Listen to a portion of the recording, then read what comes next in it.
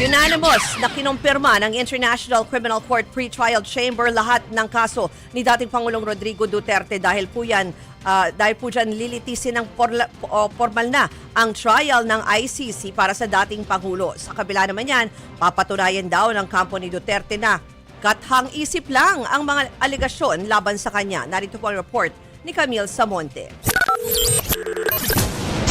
The judges of Pre-Trial Chamber 1 of the International Criminal Court unanimously confirmed all the charges against Rodrigo Roa Duterte and committed him to trial before a trial chamber. Yung Rodrigo Roa Duterte. Tuloy ang paglilitis ng International Criminal Court kay dating Pangulong Rodrigo Duterte. Unanimous kasing kinumpirma ng Pre-Trial Chamber 1 lahat ng kaso laban kay Digong. Ibig sabihin, formal nang itinuturing bilang suspect o akusado sa krimen ang dating Pangulo.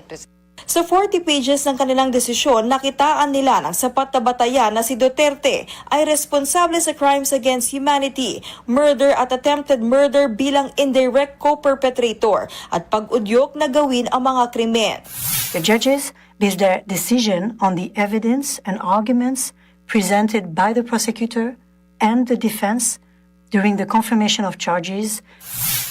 Ang mga krimen daw ay bahagi ng malawakan at sistematikong pagpatay sa pagitan noong November 1, 2011 hanggang March 16, 2019 kung kailan kasapi pa ang Pilipinas sa ICC.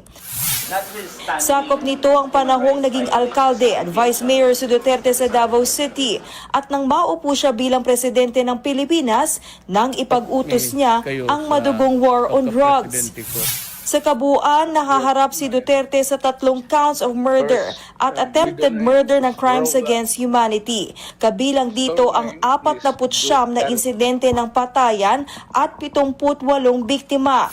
Sa count 1, kabilang dito ang mga patayan sa Davao City sa pamamagitan ng Davao Death Squad noong si Duterte pa ang alkalde ng lungsod simula 2013 hanggang 2016.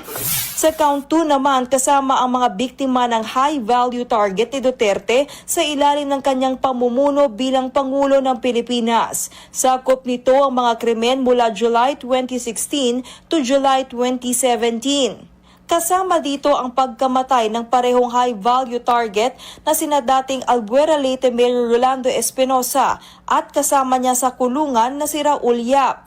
Para naman sa 3rd count, dito nakalista ang mga patayan at attempted murder sa village clearance operations mula July 2016 hanggang September 2018. Kabilang sa mga insidente dito ang pagpatay sa binatiling si Kian de los Santos sa ilalim ng Oplan Tokhang noong August 2017 sa Caloocan. 3 pulis ang hinatulang guilty ng korte sa pagpatay kay de los Santos matapos mapatunayang hindi nanlaban ang biktima. Nitong nakaraang taon lang ng pagtibayin ng Korte Suprema ang naturang hatol. Ang trial chamber ang hahawak ng kaso ni Duterte at pangungunahan ng 3 hukom. Oras na gumulong na ang paglilitis, alinsunod sa probisyon ng Rome Statute, kailangan ipresent ang akusado. Pero pwede ring desisyonan ng korte ang ibang paraan ng pagdalo. Bukod naman kay Duterte, kasama pa rin bilang co-perpetrators o kasabwat ang nauna ng pinangalanan ng ICC na sina Senators Bato de la Rosa at Christopher Bongo, dating Justice Secretary Vitaliano Aguirre III at iba pang namuno noon sa PNP, NBI at PIDEA. Ikinatuwa naman ng Office of Prosecutor ang pagkumpirma sa mga kaso ni Duterte. Patunay lang daw ito na malalim ang kanilang naging investigasyon at malakas ang kanilang mga ebidensya. Sa panig naman ni Duterte, iginiit ng kanyang legal counsel na si Attorney Nicholas Kaufman na walang kredibilidad ang mga testimonya ng mga self-confessed murderer na isa sa mga pinagbasehan ng korte. Papatunayan daw ng depensa na ang sinasabing state policy na binuo ni Duterte ay kathang-isip lamang at ang nasa likod nito ay mga kritiko ng dating Pangulo. Samantala, pinayagan na rin ang nasa 539 victims ng extrajudicial killings na lumahok sa paglilitis kay Duterte.